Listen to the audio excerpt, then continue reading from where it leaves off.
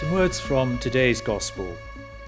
Greeks come to Philip and ask him, "Sir, we wish to see Jesus."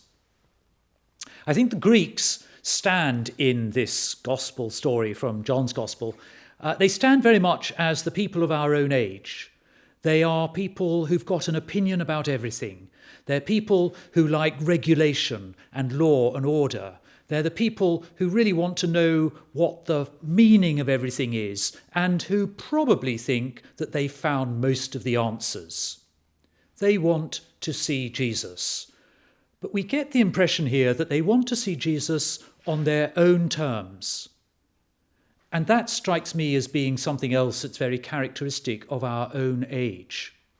We might have found an interest in religion, Christian faith, but we often want it on our own terms. What will it deliver for us? How will it make our life better?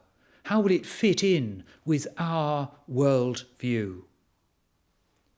The answer is that seeing Jesus is not something which simply happens on demand because we feel we're ready for this moment. Seeing Jesus is a mystery. Seeing Jesus is part of being on the way.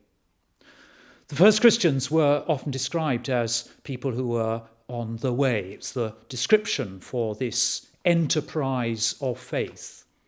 And it isn't a book. It isn't a set of rules.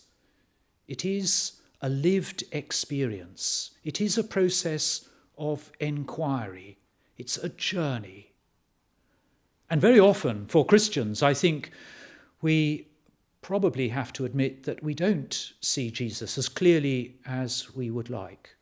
There are times when the vision is opaque. There are times when God seems absent. There are times when prayer and worship feel strangely dull and dry. But the heart and the mind and the exercise of our commitment to this life, this process of inquiry, this journey, drive us on, keep us going, prompt us to take another step.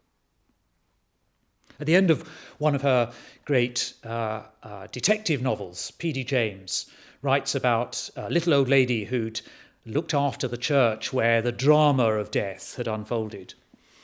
And after it had all happened and the police had gone away, the crime had been solved, there's a wonderful description of this little old lady who goes back into church, and somehow church seems to have been ruined for her, and she doesn't sense the presence of Jesus there anymore, and it's not the same safe space. And then she remembers some words which a priest had once said to her: when you feel you can't pray, when you feel God is not there, when you have nothing spiritual in your heart, kneel down and say the words like you always did, and take the next step in this venture of faith.